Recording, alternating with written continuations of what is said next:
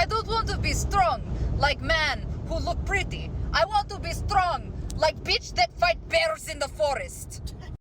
Welcome to another episode of Bitch vs. Bear with your hosts, Amber, Me. and me, Sydney. Woohoo! Co-owners of Shield Main Trading Co. This is a show where we bitch, laugh, and chat about all things fitness and wellness related to women in the LGBTQIA+ community. Woohoo. Woohoo. Amber, this is a very special episode. I made it just for you. Yes. What is it about, Sydney? We are talking about, at its core, feminism. Yes. And really, is it about choice? Dun dun dun dun. Yes. Well, I guess we're going to find out. So excited. Sweet. I'm glad. Finally, an episode fully dedicated to feminist rant. Yeah. That's exactly right. That's what I've been waiting 2 years for. Well, here we are. Episode 99, just for you. Gotta make the most of it. I didn't fully prepare. I don't have all my resources. All right. So, feminism is all about fighting for women's rights and equality. But there's a lot of debate around what choice really means in this context. On the surface, feminism advocates for women to have the freedom to make their own decisions, whether that's about their careers, families, or bodies. But the reality is that the choices women face are often limited by systems that push them towards certain paths and make others harder to reach or impossible. Yeah.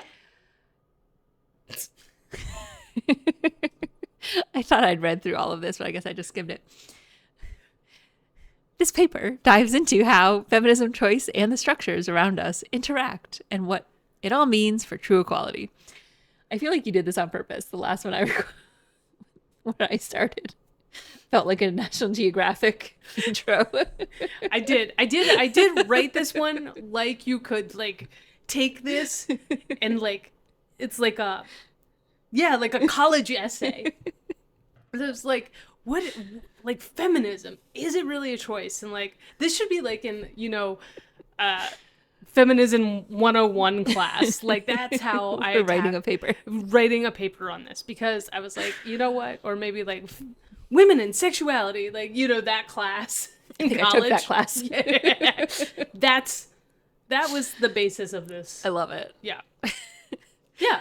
All right. So yeah, we're Okay. going to talk about this. We're going to talk about this. So I'm very excited. The idea of choice is like a really big deal in liberal feminism. Yeah. And if you've been in any of these classes that we have just mentioned and this paper that I wrote for a class I'm not in, it is all about giving women the autonomy to make their own life decisions. Yes. Yeah. However, not all feminists agree that this is the whole story. Okay. There is argument that simply having a choice isn't enough if the options themselves are shaped by a society that still holds on to traditional gender roles. Yeah. In many cases, what looks like a choice is actually just an illusion. It's all an illusion. The game's made up and the points don't matter. Choices aren't real. Okay. I'm going to try to stick to the script and not go off book here. Because I could. All right. Take, for example, the choice women often face between advancing their careers or focusing on their families. I feel like this is like the quintessential. Like that. This yes. is the big choice. This is the choice. On the surface, it seems like a personal decision, and it should be. But it's one that's made tougher by lack of support from society, like insufficient parental leave, expensive childcare, and inflexible work hours. Women aren't really choosing freely. They're navigating a system that makes it difficult to do both without making sacrifices. Yeah, which we have in elements discussed throughout the like longevity of Bitch versus Bear. Like when we're talking about like parental leave and when we did our like how to raise a kid in other countries, like all of that. Like, we are navigating a system that is designed for us to sacrifice something and then puts that label of like, well, this was your choice, honey. You got to make that choice. Aren't you so happy you got to make that choice? Was it a choice? Was it a choice? Like, what if? Okay, I specifically didn't write this to be a super long episode because I knew we would go off on tangents. Okay, great. So, we have time to do that? yes. Great. Not too many, but just enough. Okay. But, like, what if we did have a year-long parental leave Oh my God. instead of the 12 weeks? Yeah. So, okay, now you have a woman who can create a routine and a structure. Her child is now at a developmentally appropriate stage where they're starting to gain a little bit more independence, those kinds of things. And then what if we make childcare inexpensive? So mom can go back to work. She can go into the career. But she has spent a good quality time building a foundation, creating a routine, and now we've made childcare inexpensive so she can go back to work and contribute to the family funds, Right. But also don't break the bank and don't need her to go back to work just to pay for childcare. Right. Because that defeats the purpose. Right. Because if childcare is so expensive that that additional income is just going to childcare, I feel like that forces a lot of women to make the choice, quote unquote, to just stay home. Right. Because what's the point of putting your child in childcare if you're not gaining any extra income for it? Exactly. You might as well just stay home. And that is the choice that some people have to make. Yeah. And then it's presented to them of like, well, now you have this opportunity, which you do in some respects, to stay at home with your kid and like develop those things. But again, if you had parental leave that didn't end after 12 weeks, you could have had that opportunity and then some. Yeah. And so that's really like, it's framed in this reference of like, look at the sacrifice you get to make for your family or for, like, like, look at you doing that. Which like, and then like, and we're currently just focusing on the woman's situation, but like that is also impacted by her partner. Yes. Does she have a supportive partner? Yeah. Does she have somebody who's also able to pick up the slack at home and help her at home? Or the, the reverse is like, what if, the woman in this situation is the top earner? Yeah. And so it doesn't make sense. She has to go back to work. She has to go back to work. And so because now it's like, okay, we have insufficient funds, parental leave, like, and unfortunately, generally speaking, males get even less parental leave than moms. Right. So like that plays a factor too of like, now you have this person who also can't help you when you're at home, when you're recuperating and so like the choice isn't really presented to anybody. Yeah. And then taking that a step further, if you're somebody who has chosen, whether that was voluntarily or forced by circumstance, to stay home with your child and essentially give up a career, what then happens if you lose the support of that partner? Yeah. Because you now do not have a career to fall back on. Now, you also have a gap in your resume. You have a gap in your resume that employers are not going to look favorably on, like, well, I had to stay home with my child. They're like, well, what were you doing? That doesn't add. You're no value to us now. Yeah. It's a whole thing. It's a whole thing. And I hate it. Okay. Back on. And that's just children. The choice around, well, once a child, I don't know if we can even get into. Nope. Pre-children being born. Okay. Why don't you just move on to the next paragraph? Okay.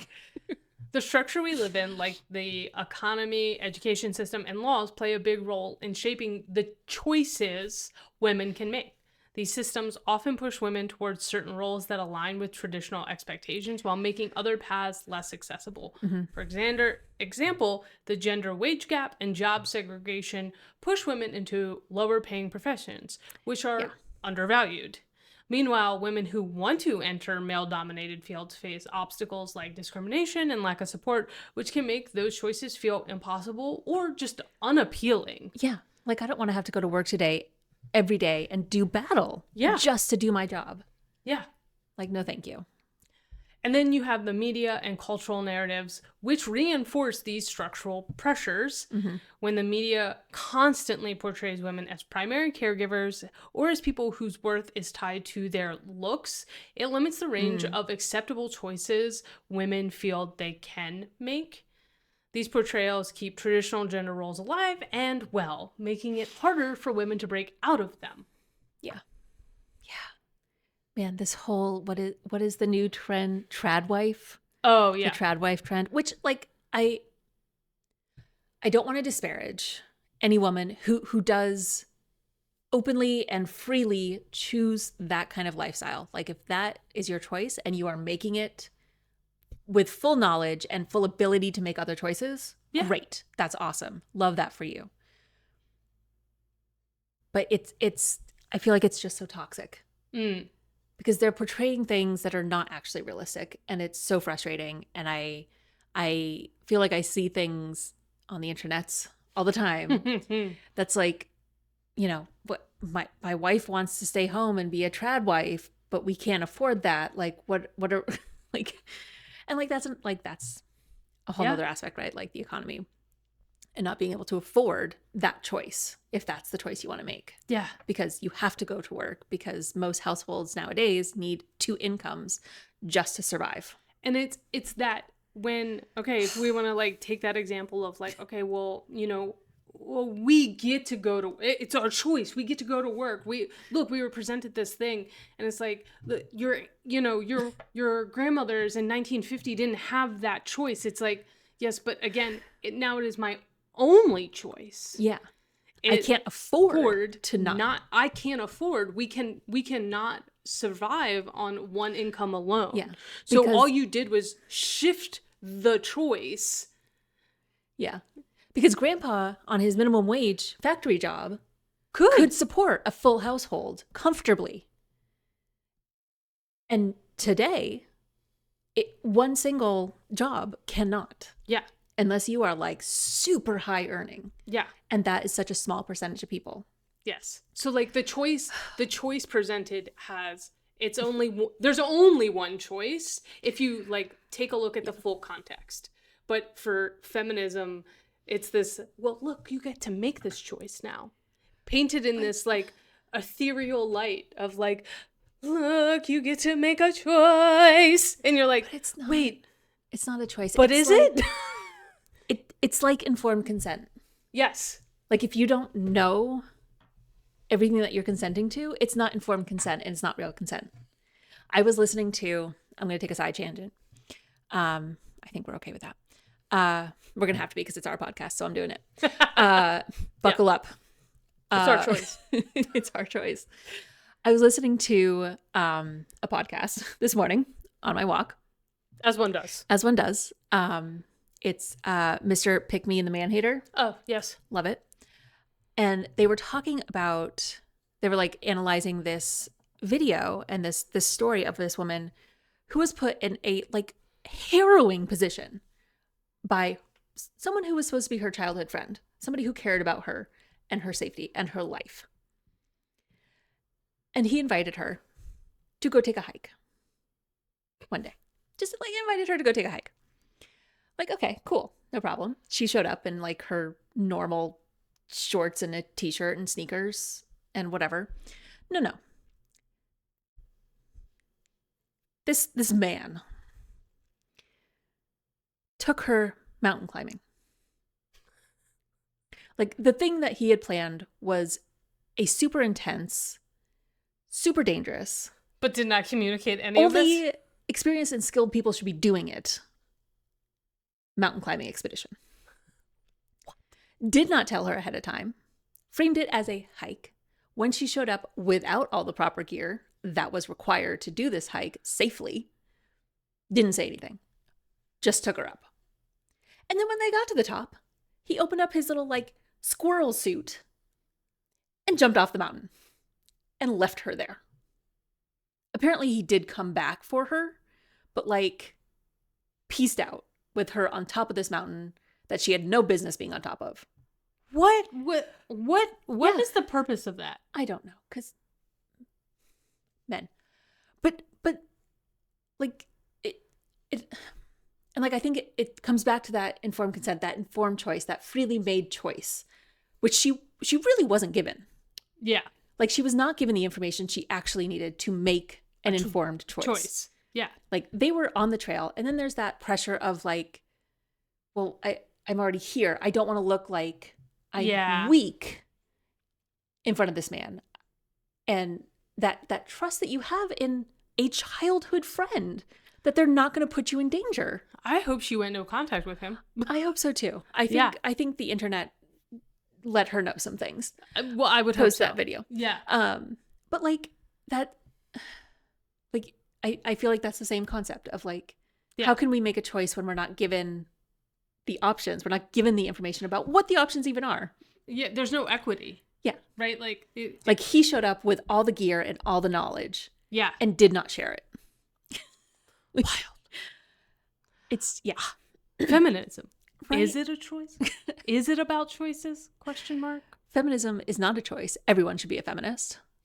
And it should be about choices, but true choice, which becomes even more complicated. We're only going to make it more complicated. We're not going to make it less complicated. So if you're tuning in for us to solve the problem, you should know by now we solve zero problems. We're making it more complicated. We only ask questions. Yes.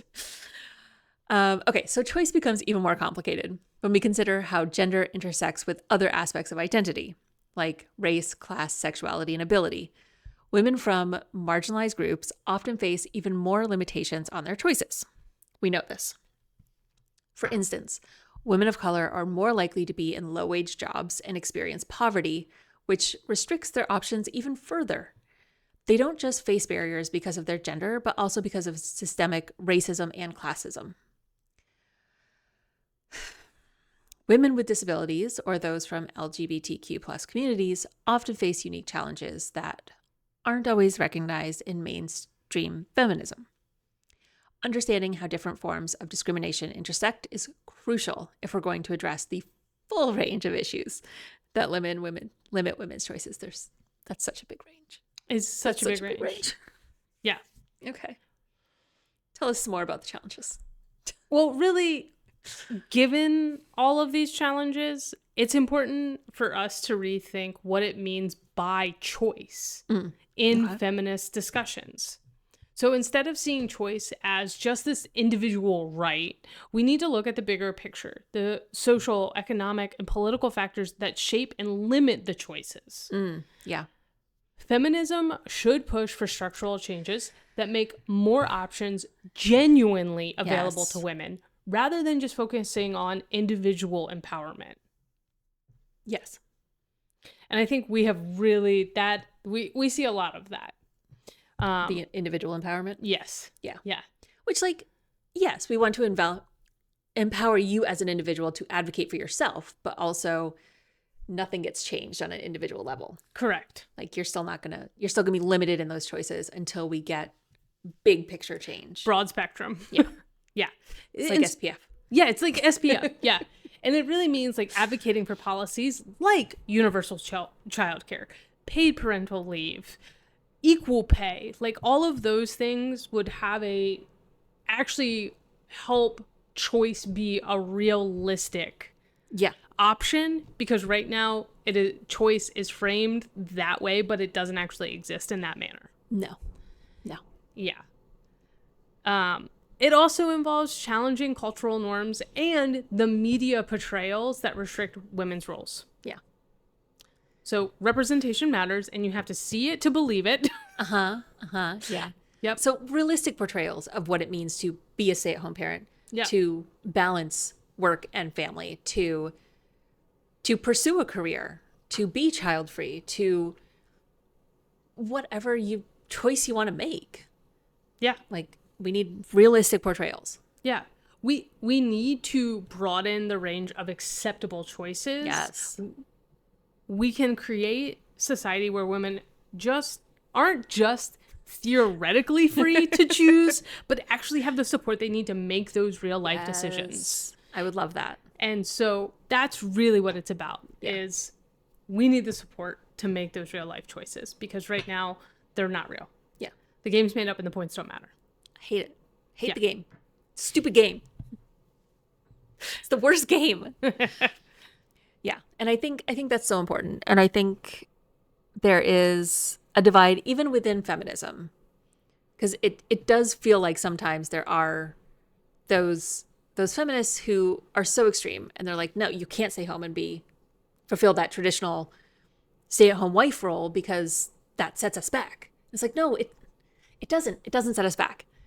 If they are able to freely make that choice of their own volition without outside sources pressuring them to do it, that is a good choice for them. Yeah. And we should support that. 100%. Because there's nothing wrong with it. No. It's a good choice. It's a great choice. If I was able to make that choice freely, I would probably choose it. I love doing home projects. I would do so great. I would be very excited to, like, I don't know, have like a little mini me. Like, we could just go like on play dates all the time. Like, that would be awesome. Like, Yeah. But it's not an actual choice that It's not realistic. It's not realistic. It's not a realistic choice. Like, Yeah. it would be, it's so far from what an actual choice should be that it's not even on the planet anymore. Yeah. Like, it's just wild. Yeah. And I think as a single woman who is admittedly choosing to be single for the most part, I have even less choices because I have to support myself. Like, Yeah. nobody else is going to do it. Gracie is not going to go out and get herself a job Yeah. to support this household. So, like, I have to work and I have to do all the household chores, and I have to be both roles. Yeah. Right? Like, I have to be the supporter and the taking care of the home person. But if you had equal pay, you may be able to actually get additional support, right? Like, if you thought Yeah. about, like, oh, okay, Oh my God, I could get a maid. you could have somebody who I could have a come cleaning service. You could have somebody come in and take some of that burden off. Like, if we think about, like, households from the past, like, Wait, what? There was not just one individual running a household. Like, if you look at, for example, Downton Abbey, like, there's a reason that they had staff. And I'm not, like, have staff. like, it takes a lot to manage a household.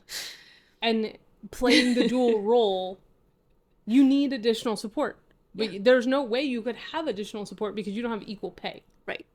I could have a cleaning service. You could. I could order food. You could. I could have a meal service. You could.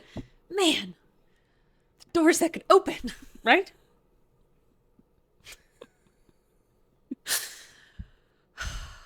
But no, here we are, single dog parent.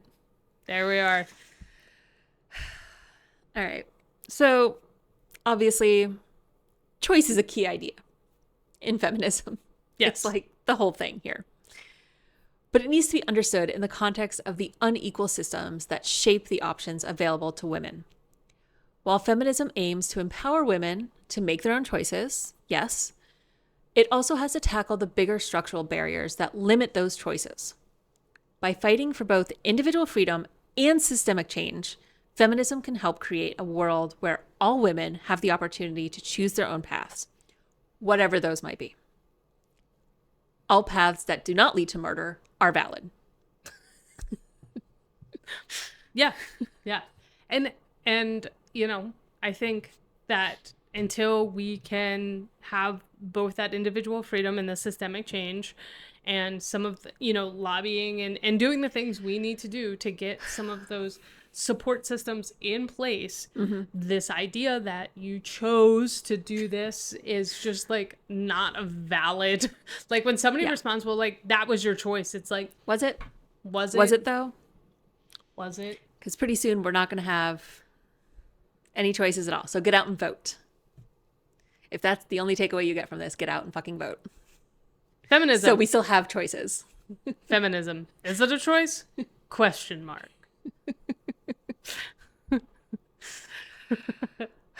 All right. If you enjoyed this episode, please subscribe, rate, and leave a review on your favorite podcast platform. I took that because I wanted to speak. Apparently, Sid wants to wrap it up here. All right, fine. 20 minutes of feminist rant is over, I guess. Fine. We'll give you another one. I'm going to start incorporating them more. All right. Remember, friends, dear loved ones, whether you're lifting weights or lifting each other up or fighting the patriarchy, let's keep breaking barriers, building strength, and embracing our rainbow of resilience. Until next time, bitches and bears, stay fierce and stay fabulous. And be a feminist. And go vote!